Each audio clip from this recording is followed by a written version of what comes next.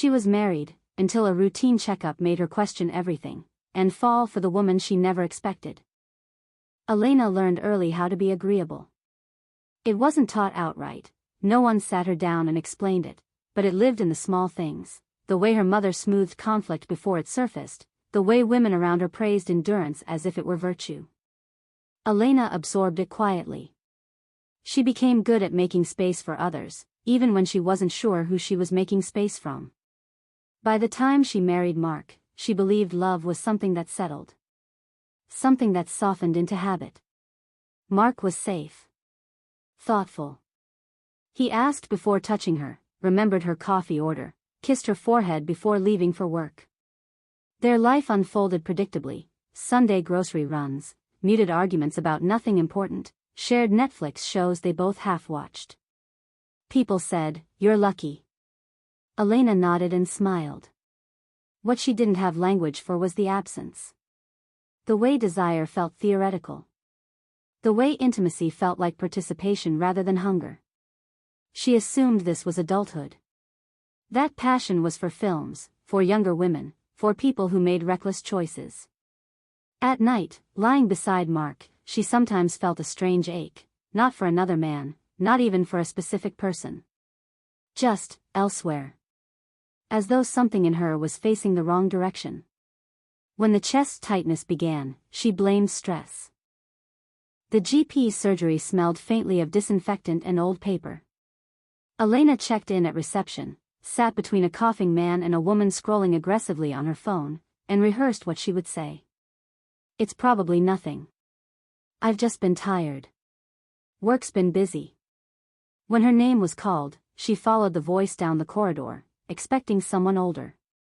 Someone brisk. Instead, the doctor who stood to greet her looked present. "Elena?" she asked, smiling politely. "I'm Dr. Lawson. Please, come in." The room was small but warm. Not overly clinical. A plant sat near the window, slightly neglected but alive. Dr. Mira Lawson washed her hands, then turned, not rushing, not already typing. "So," she said, sitting. "What's been going on?" Elena opened her mouth. The usual answers waited, ready to perform. But something about the way Mira looked at her, attentive without pressure, made her pause. "I don't feel right," Elena said finally. Mira nodded. "Tell me more." The silence that followed wasn't uncomfortable. It was spacious. Elena talked about the tightness. The fatigue. The sense of being disconnected from her own body. Mira asked careful questions, listened fully, didn't interrupt with assumptions. When their eyes met, Elena felt something unfamiliar, not attraction exactly, but recognition. As though she were being seen without explanation. "We'll run some tests," Mira said gently. "But we'll also talk. Sometimes the body holds things the mind hasn't named yet." Elena left with a referral slip in her hand and a strange feeling in her chest, not tightness. Awareness. The tests came back normal. Perfect, even. Mira delivered the results with professional calm, then leaned back slightly in her chair. "How are you sleeping?" "Not well." "Dreams?" Elena hesitated. "Yes." Mira waited. "They don't make sense," Elena added. "Just feelings." "Feelings usually do," Mira said quietly. Each appointment stretched just a little longer than necessary, not because Mira crossed boundaries, but because she allowed space. She asked questions Elena hadn't known were permitted in medical rooms. "Do you feel connected to your life? When did you last feel excited? Is there anything you're afraid to say out loud?" Elena started leaving the surgery unsettled, her thoughts trailing behind her like loose threads. At home, Mark noticed her distraction. "You all right?" he asked one evening. "Just tired," she said automatically. But that night, Elena lay awake replaying Myra's voice, not the words, but the tone. The steadiness. The absence of expectation. She realized something unsettling then. She felt more like herself in that small room with a woman she barely knew than she did in her own marriage. The realization frightened her. It began as a whisper. What if? She shut it down immediately. She wasn't unhappy. She wasn't dramatic. She was married to a good man. She didn't want women. Except, there were moments, looking back, that suddenly rearranged themselves. Her teenage fixation on a friend she swore was admiration. The way she avoided locker rooms, not from shame, but awareness. The way she had always watched women longer than men, without knowing why. During one appointment, Mira asked, "How is your relationship?" Elena laughed softly. "Stable." Mira smiled faintly. "That wasn't my question." The room felt warmer. "I think something's missing," Elena said. "But I don't know what." Mira studied her carefully, not clinically, but kindly. "Sometimes," she said, "we don't miss things. We miss parts of ourselves." The sentence lodged deep. That night, Elena stood in front of the bathroom mirror and said the words silently. "I might be attracted to women." Her reflection didn't flinch. She did. Elena told Mira during what should have been a routine follow-up. Her hands trembled slightly in her lap. "I need to say something," Elena said. Mira closed the file and gave her full attention. "I think I'm gay," Elena whispered. "Or maybe I always have been." The air shifted. Mira didn't smile. Didn't react beyond a slow, thoughtful breath. "Thank you for trusting me with that," she said. Elena swallowed. "I'm married." "I know," Mira replied softly. There was something in her voice, careful, restrained, that made Elena's chest ache. "How do you feel about realizing this?" Mira asked. "Terrified," Elena said honestly. "Relieved." "Ashamed." "Like my life suddenly makes sense and completely falls apart at the same time." Mira nodded. "That's very common." Elena looked at her then, not as a doctor, not as a woman she admired, but as someone who felt possible. Nothing crossed between them. No touch. No look held too long. And yet Elena left knowing something irreversible had happened. She had told the truth. The change was subtle at first. Elena noticed it in the way Mira began to sit a fraction farther back, in how the pauses between their words grew more deliberate. Nothing cold. Nothing unkind. Just careful. It hurt more than Elena expected. She told herself that this was good. That this was how it should be. That professionalism was safety. Still, each appointment now carried a faint ache, like standing too close to something warm you weren't allowed to touch. Mira remained the same in all the ways that mattered, attentive, gentle, precise, but she no longer let the conversation wander as freely. When Elena drifted toward vulnerability, Mira guided her back with questions that had edges now. "How have your anxiety levels been? Any changes in appetite? Are you seeing a therapist?" Elena answered dutifully, though a quiet part of her longed for the earlier version of these meetings, when silence had felt shared rather than supervised. One afternoon, as Mira typed notes into the computer, Elena watched her reflection faintly in the screen. The slope of her cheekbone. The concentration in her brow. It startled Elena how intimate such ordinary observations felt. "You're doing that thing," Mira said gently, without looking up. Elena blinked. "What thing?" "Leaving your body," Mira replied, finally meeting her eyes. Elena flushed. "I'm sorry." "No need," Mira said. "But I want you to stay present. With yourself." There it was again, that way Mira seemed to know her too well, while refusing to step closer. After the appointment ended, Elena lingered in her seat. "Mira?" she asked, using her first name for the first time. Mira paused, hand on the door. She didn't correct her. "Yes? Have I made things uncomfortable?" The question came out smaller than Elena intended. Myra's expression softened, but her posture remained firm. "No. But clarity matters. For both of us. Elena nodded, throat tight. Right. That night, Elena lay awake replaying the word clarity. She thought about boundaries, the invisible lines people drew to keep themselves safe. She understood why Mira needed them. She respected them. But respect didn't quiet longing. The next visit was different. Mira didn't sit immediately. Instead, she remained standing for a moment, hands folded, eyes thoughtful. I want to talk about something, she said. Elena's stomach dropped. I've been reflecting on our conversations, Mira continued. And while I believe they've been helpful, I also want to ensure you're getting the right support. Elena's chest tightened. Are you saying I should see someone else? Mira hesitated, just long enough to be human. I think it would be best, she said finally. For you. The room felt suddenly smaller. Because I'm, like this? Elena asked quietly. No, Mira said immediately. Because you're becoming. The word echoed. Mira continued, voice steady but warm. You're in the middle of a significant realization. It's important you have a space where everything can be explored without complication. And this is complicated, Elena said, though she didn't mean accusation. Yes, Mira agreed softly. Elena swallowed. I understand. She didn't, not really. But she tried. As Mira printed the referral, Elena noticed her hands weren't shaking, but her jaw was tight. Controlled. As if she were holding something back.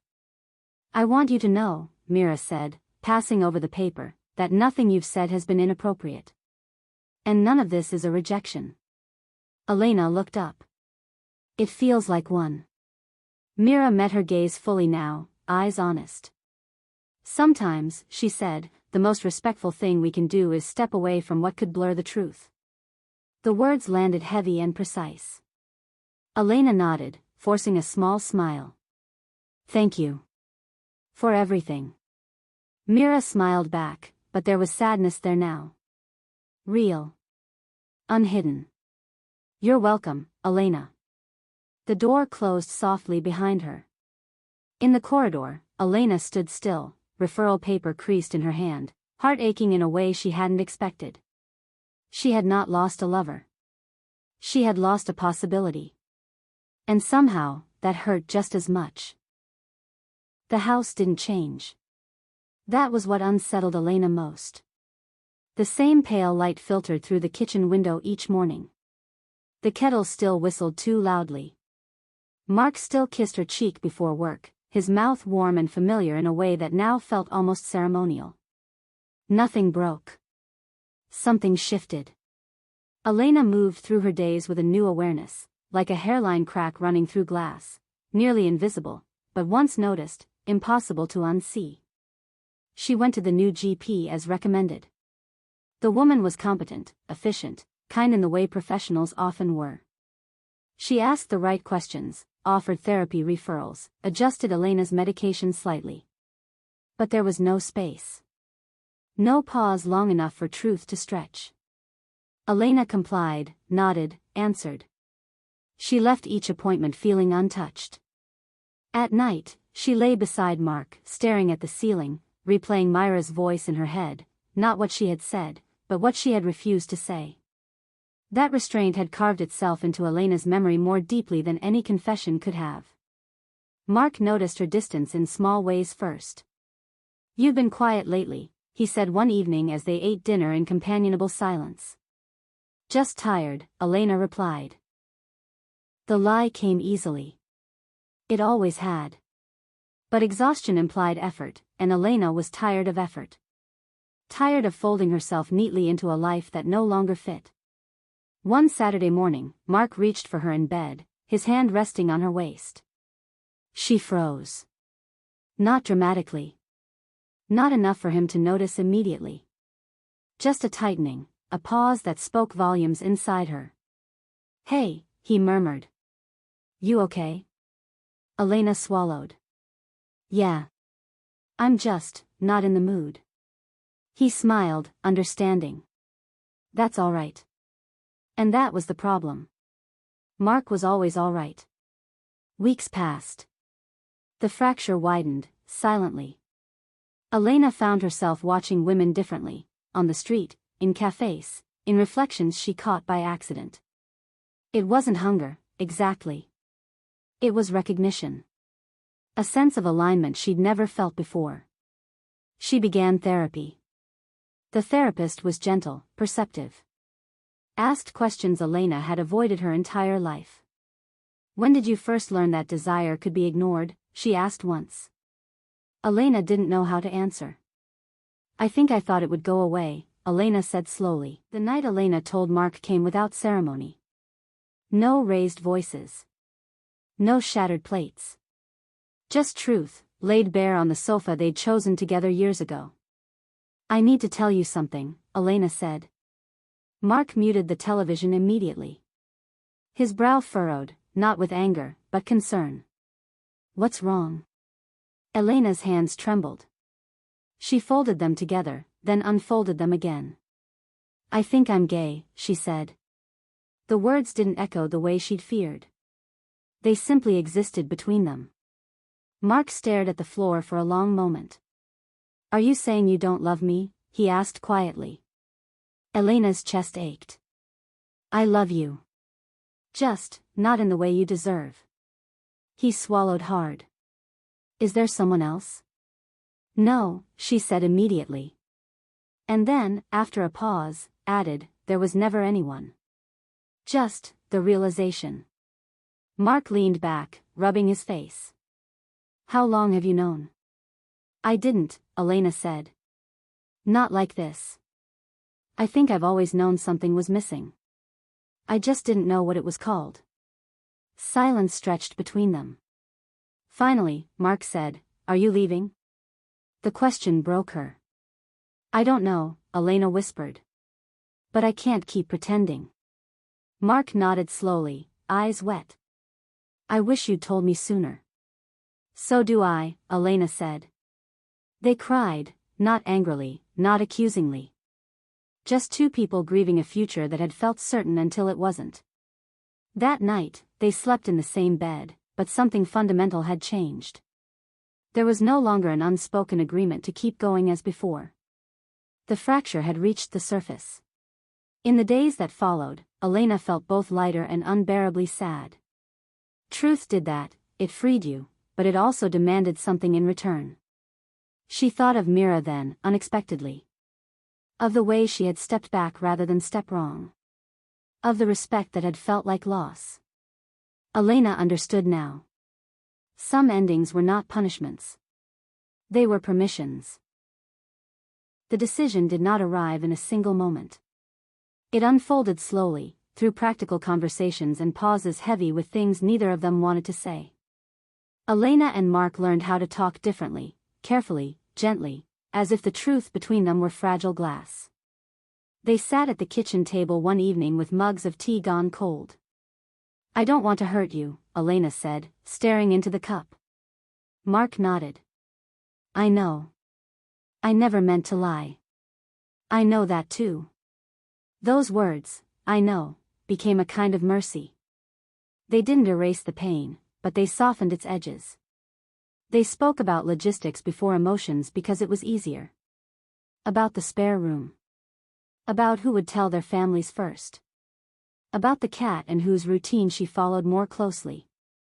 Somewhere in between, Mark said quietly, I keep wondering if I did something wrong. Elena reached across the table, her fingers brushing his.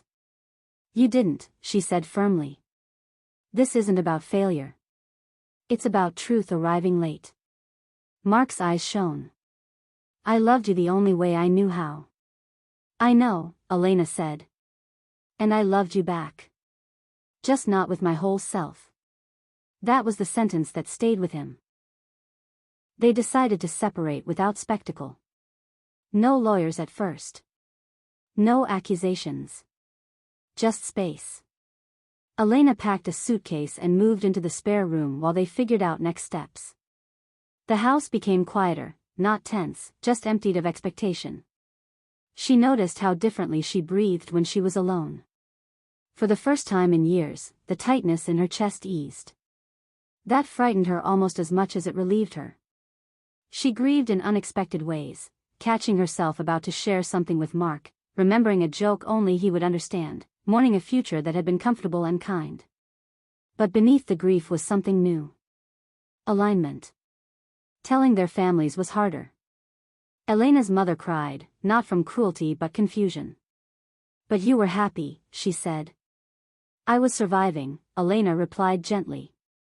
Friends responded in layers, some with awkward support, others with silence. A few surprised her with understanding she hadn't known they were capable of. Mark handled questions with quiet dignity. "She didn't betray me," he told people. "She found herself." Elena loved him for that. The paperwork followed, bank accounts, appointments, official endings that felt too small for the magnitude of what was happening. Through it all, Elena stayed in therapy. Learned how often she had overridden her own discomfort to keep others comfortable. "Who taught you that wanting less was noble?" her therapist asked. Elena didn't know. But she was unlearning. One afternoon, weeks later, Elena walked past the old GP's surgery without meaning to. Her feet slowed before her mind caught up. She didn't go in. She didn't need to. But she stood across the street for a moment, remembering the room where truth had first taken shape. She thought of Mira, not as the doctor now, but as the woman who had stepped back so Elena could step forward. There was no bitterness in the memory. Only gratitude. Elena turned and walked on, her steps light, uncertain, real. For the first time, she wasn't leaving because something was broken. She was leaving because something had begun. Elena expected loneliness to arrive like a wave. She imagined empty evenings stretching endlessly, silence pressing in on her chest. What she hadn't expected was how deliberate solitude felt, how intentional, how earned. She moved into a small flat on the edge of the city, light-filled but modest. The furniture was mismatched, borrowed or bought secondhand, chosen quickly but carefully. Every object felt temporary, and somehow that made the space feel honest. The first night alone, she sat on the floor with her back against the sofa, listening to the unfamiliar sounds of the building. Someone laughed somewhere above her. A train hummed in the distance. She breathed. No one else's rhythms to follow. No one else's expectations to manage. Just her own. She began to notice herself. What music she liked when no one else was in the room. How she lingered over books written by women, stories she'd once avoided because they felt too close. The way her body responded, quietly, curiously, to the presence of women without the old surge of panic or denial. Desire no longer felt like something she had to justify. It simply existed. In therapy, Elena learned the language of her own boundaries. "You're not late," her therapist told her once. "You arrived when you were ready." Elena let that sentence settle into her bones. She and Mark learned how to be something new. Their conversations softened over time, becoming gentler, less weighted. They met for coffee occasionally, spoke about practical matters, shared updates without pretending nothing had changed. One afternoon, Mark said, "You look different." Elena smiled. "Better or worse?" "Truer," he said. She thanked him for that. He deserved her honesty as much as she did. Elena started volunteering at a local community arts center, something she'd always wanted to do but never felt she had time for. She met people without backstories attached, without shared history to perform against. There was a woman there, Claire, who laughed easily and flirted gently. Elena noticed, felt flattered, felt the faint spark of possibility. But she didn't rush.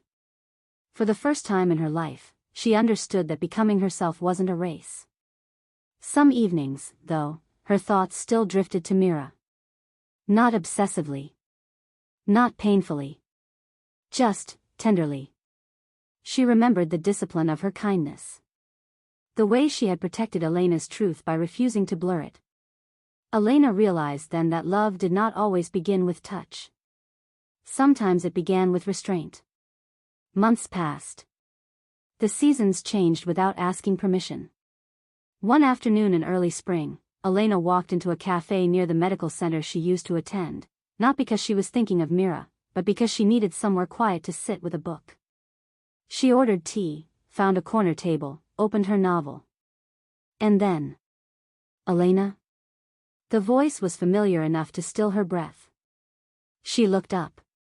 Mira stood there, coat over her arm, hair loose now, no badge, no white walls framing her. Just a woman, surprised and tentative and real. "Hi," Elena said, heart steady. Mira smiled slowly. "Hi." The room felt different without rules. Without roles. Mira gestured to the empty chair. "May I?" Elena nodded. "Please." They sat. No urgency. No fear. Just two women meeting again, whole, separate, and finally allowed to see what might happen next. They sat for a moment without speaking, as if both were adjusting to the unfamiliar freedom of it. No clipboard. No appointment time ticking away. No lines drawn in invisible ink between them. Just a small cafe, the low murmur of other conversations, and the quiet recognition that something once carefully contained had found its way back, changed, but still present. "How are you?" Mira asked first. Elena smiled. "I'm good. In a way that's new." Mira nodded, as if she understood exactly what that meant. "You look it." There was no professional neutrality in her voice now. No practiced distance. Only warmth, cautious but genuine. They talked easily at first, safe ground. Work. Books. The weather turning slowly kinder. Mira had moved practices. Elena mentioned the arts center, the flat, the way the city felt different when you walked through it alone for long enough. At some point, the conversation deepened without either of them noticing when it happened. "I worried about you," Mira admitted quietly. After the referral. Elena met her gaze. "I know. I could feel it." Mira exhaled, something like relief crossing her face. "I hoped you understood why I stepped back." "I do," Elena said. It was the first time anyone chose my well-being over their own curiosity. Myra's eyes softened. "You were becoming yourself. I didn't want to interfere with that." There it was, the truth they had circled before, now allowed to land. Silence followed, but it wasn't heavy. It was spacious. Mira stirred her coffee absently. "Are you seeing anyone?" Elena smiled faintly. "No. I wanted to learn how to stand on my own first." Mira nodded, a hint of admiration in her expression. "That takes courage." "So does knowing when not to cross a line," Elena replied gently. Their eyes held. Something unspoken passed between them, not urgency, not longing sharpened by deprivation, but recognition that had matured into choice. "I'm no longer your doctor," Mira said quietly. "I know," Elena replied. "And you're no longer married." "Yes." Neither of them moved. Neither of them needed to. Mira smiled then, slow and careful. "Would you like to have dinner sometime?" Not a question born of impulse. Not charged with expectation. An invitation. Elena felt her chest warm, not tight, not anxious. Steady. "I'd like that," she said. They stood together outside the cafe a few minutes later. The city moved around them, unaware of the small, seismic shift taking place on the pavement. Mira hesitated, then asked, "May I hug you?" Elena nodded. The embrace was brief. Respectful. Yet Elena felt it settle somewhere deep, confirmation rather than ignition.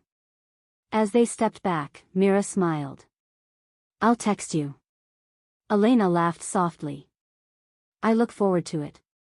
They walked in opposite directions, glancing back only once.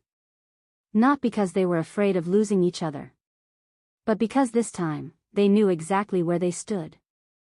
Dinner was not dramatic. That surprised Elena. She had imagined nerves sharp enough to cut, imagined every glance carrying weight, every pause stretching with expectation. Instead, the evening unfolded with an almost disarming gentleness, as if whatever urgency once existed between them had softened into something more durable.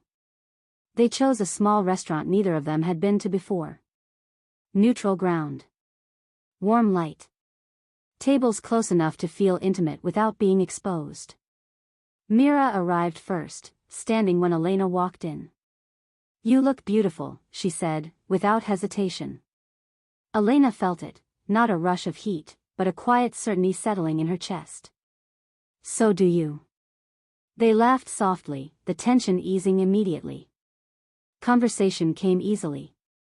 They spoke about food they loved, about places they had once thought they'd live, about the strange grief of letting go of versions of yourself that had never quite fit. At one point, Mira said, "I worried you might expect this to feel explosive." Elena smiled. "I think I've had enough explosions. I wanted something that could last." Mira met her gaze.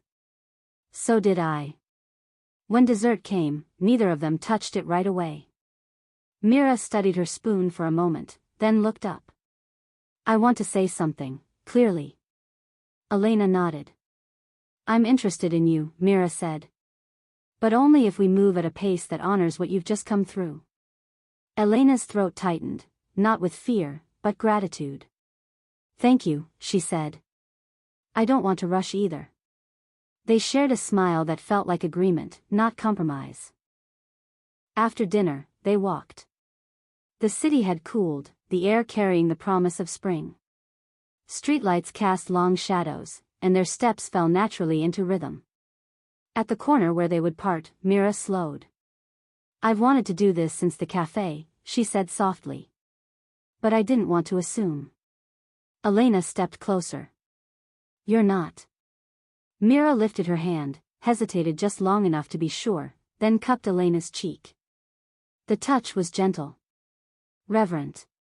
When their lips met, it was unhurried. Not consuming, not urgent, just real. Elena felt something settle into place, like a truth finally embodied. They separated slowly, foreheads resting together for a moment. "That felt right," Mira murmured. "Yes," Elena agreed. It really did. Later, alone in her flat, Elena lay awake, not replaying the kiss, but the feeling that followed. Safety. Desire without fear. Connection without erasure. She thought of the woman she had been, the one who mistook endurance for love, silence for peace. She whispered quietly into the dark, "I'm here now." And for the first time, she believed it. They decided not to call it anything yet. No labels. No declarations. Just time, given freely, without pressure to turn into a promise before it was ready. They met in ordinary ways at first. Coffee after work. Long walks that wandered without destination. Quiet evenings on Myra's sofa, shoes kicked off, sharing a blanket and stories in pieces rather than wholes. Elena learned Mira in fragments. That she cooked instinctively, never following recipes. That she folded towels with unnecessary precision. That she paused before answering difficult questions, not from hesitation but from care. Mira learned Elena slowly too. How Elena filled silences with observation rather than noise. How she touched things gently, as if still asking permission. How laughter came easily now, but vulnerability still arrived in careful waves. They talked about boundaries openly. "I need to know," Elena said one evening, fingers wrapped around a mug, "that I'm not just catching up on lost time." Mira nodded. "And I need to know you're choosing this, not because it's new, but because it's true." Elena smiled. "I am."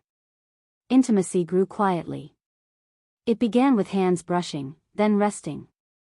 With shared glances that lingered a second longer than necessary. With nights that ended not in urgency, but in closeness, bodies learning each other's presence before asking for more. When they finally crossed that threshold, it was unhurried.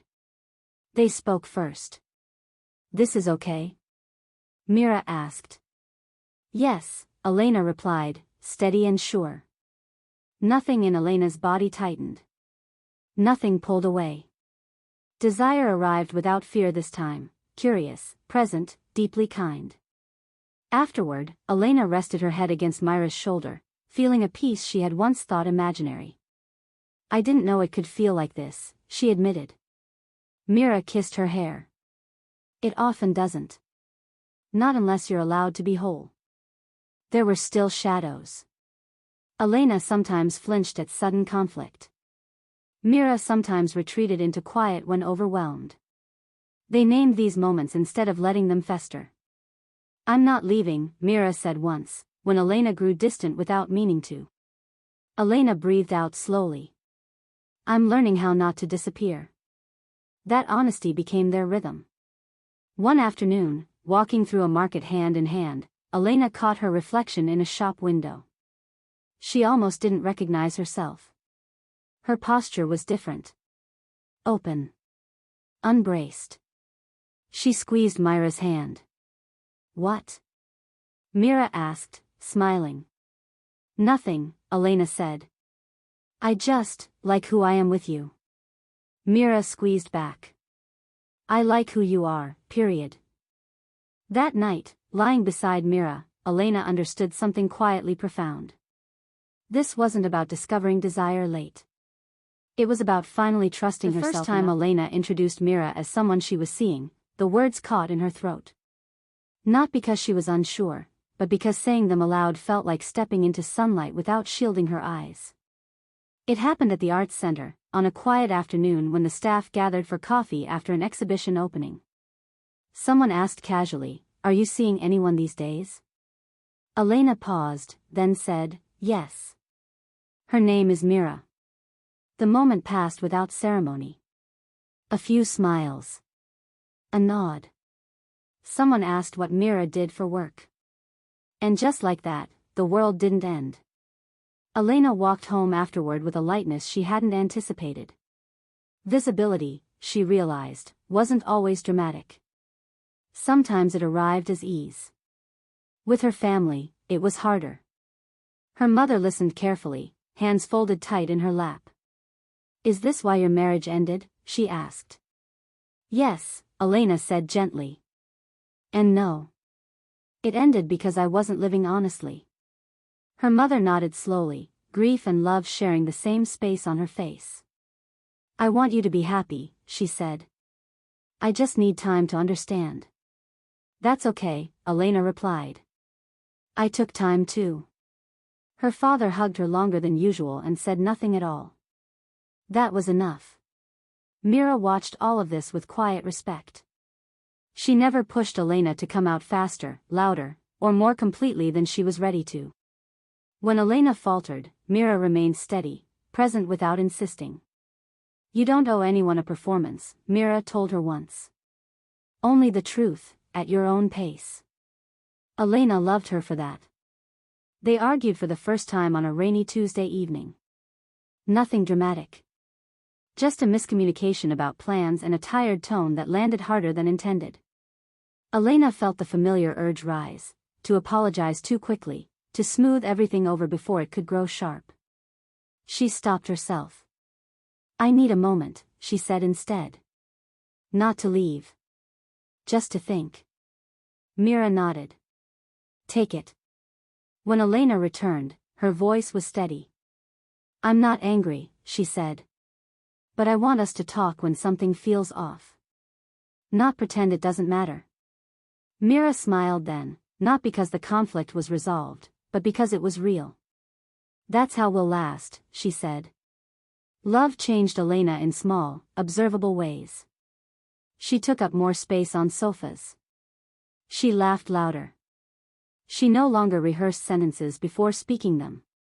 She learned that desire didn't make her selfish. It made her alive. One evening, lying tangled together, Myra traced slow patterns on Elena's arm.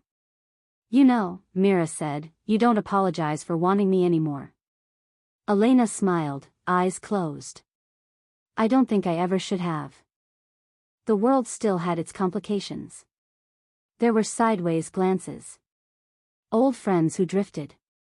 Awkward questions framed as concern. But Elena no longer felt the need to shrink to survive them. She had crossed something irreversible. Not from straight to gay. Not from married to divorced. But from silent to spoken. And she wasn't going back. Elena hadn't expected the world to notice. It was subtle at first, a friend commenting on how often she smiled these days, a colleague asking if she was dating anyone, a neighbor spotting Myra's car in the driveway. Small ripples. Nothing dramatic. But ripples grow. At the Arts Center, where Elena had volunteered for years, someone asked casually, "Are you serious about her?" Elena looked up from organizing the gallery wall. Mira was across the room, helping hang a photograph, unaware. "Yes," Elena said simply. "Her name is Mira. And yes, I'm serious." The sentence landed lightly, but firmly. The person nodded and walked away, but Elena felt a quiet triumph bloom inside her. Saying it aloud wasn't about proving anything to anyone, it was about claiming her own life. Even family began to adjust. Her mother asked to meet Mira over tea. They spoke carefully at first, circumspect, as though approaching a delicate sculpture. But Myra's gentle confidence, her ease with Elena, made the afternoon unfold naturally. "I can see why she makes you happy," her mother said finally, a small smile breaking across her face. "You've changed, in a good way." Elena felt her chest expand with relief. Approval was not necessary. But it was a comfort she hadn't expected to find. The world noticed in public spaces too. Holding hands, Elena felt the occasional glance, some curious, some judgmental, some fleetingly approving. At first, the awareness prickled. She remembered the years she had spent shrinking herself, softening edges to avoid attention. But now, it felt like armor rather than threat. Each look was a confirmation of presence. We exist. We are real. Mira squeezed her hand in crowded cafes. "We don't have to hide," she said quietly. "We can be ourselves. Even here." Elena nodded, watching their reflections in the window, two women side by side, mirrored in sunlight and glass. Even Mark noticed. Not with resentment. Not with judgment. But with understanding. He had moved into a quieter rhythm of his own life, but when Elena shared stories of her dates with Mira, or mentioned new things she was learning about herself, he listened with a calm smile. "She seems good for you," he said one afternoon, tossing a tennis ball to the cat. "She is," Elena said, finally saying the words aloud without hesitation. It felt like another kind of freedom.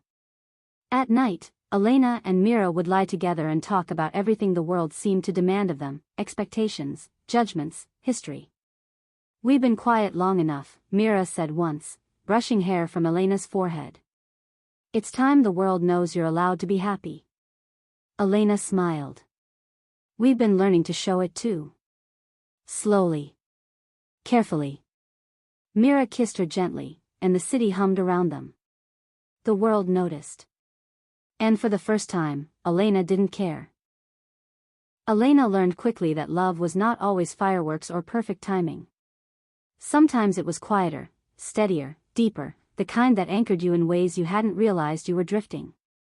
She and Mira had fallen into a rhythm that felt organic, each day layering trust over desire, honesty over fear. They shared small routines. Coffee at dawn, mugs warming their hands. Late-night walks where the city felt like it belonged to them alone.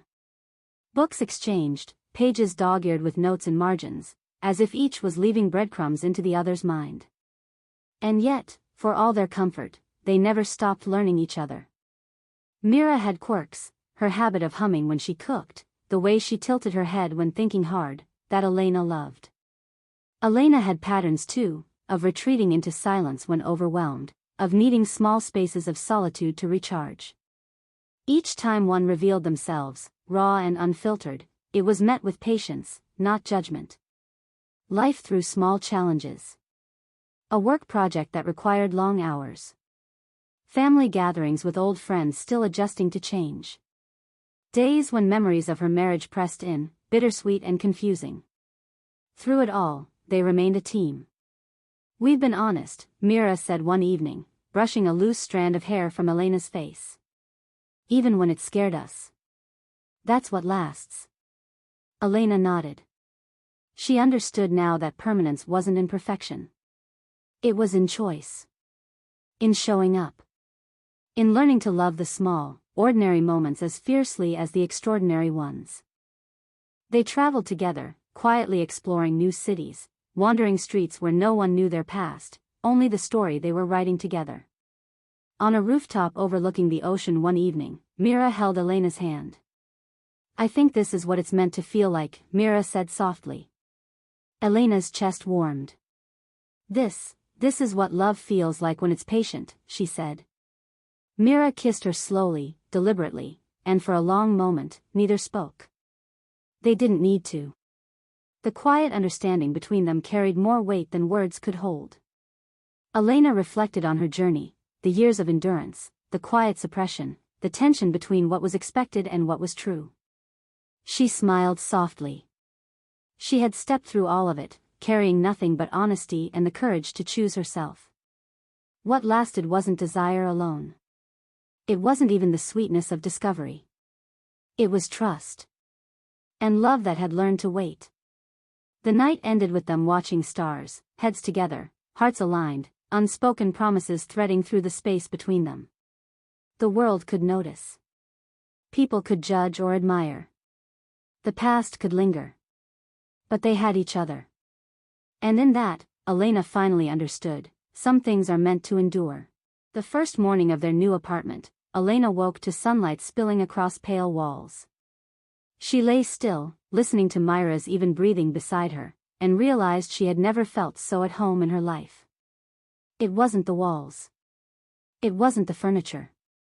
It wasn't even the city outside, humming with movement and possibility. It was this, two lives converging gently, deliberately, without fear or apology.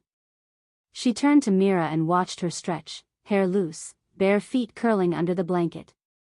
For a moment, Elena remembered every quiet moment that had led her here, the ache of pretending, the crackling tension in the doctor's office, the slow, difficult honesty with Mark, the long nights learning to breathe alone. Everything had mattered. Every choice had carved the path. Their life together was unremarkable in the most beautiful way. They cooked together, laughing at burnt edges and forgotten ingredients. They argued, sometimes sharply, sometimes silently, but always returned to understanding and compromise. They held hands on city walks, wandered quiet parks, discovered cafes tucked in corners that smelled like warm bread and possibility. Evenings were sacred, quiet talks, shared books, music spilling across soft rugs. Sometimes they did nothing at all, sitting in the same room, letting presence speak louder than words. Elena thought often of Myra's restraint, the patience that had allowed her to become herself before asking anything of her. That care had been love in its purest form, and Elena honored it every day. She also remembered the life she had left. Mark, kind and patient, who had loved her without conditions, and who had taught her the importance of honesty. Her friends and family, learning slowly, carefully, to accept the person she had finally claimed. Gratitude became a quiet rhythm in her life, even in moments of conflict or frustration. Every step forward carried the weight of what she had learned, and the liberation of what she had finally allowed herself to feel. One spring evening, Mira and Elena sat on the balcony, tea steaming in their hands, city lights glittering below. I never imagined life could feel like this, Elena said softly. Mira reached across, tucking a strand of hair behind Elena's ear. It can, she said. When you let it. When you choose it. Elena nodded, heart full. I chose it. I chose you. Mira smiled, and the curve of her lips carried a promise that needed no words. They were not perfect. Life continued to demand patience, courage, and care. But Elena no longer feared those demands. She had chosen truth. Chosen love. Chosen herself. And in choosing, she had discovered the rarest kind of freedom, a life lived fully, openly, and without apology. Together, they leaned into the evening, holding hands and watching the stars ignite one by one, knowing the story of their lives was theirs to write, and that it would endure because it had been chosen, carefully, bravely, and with love.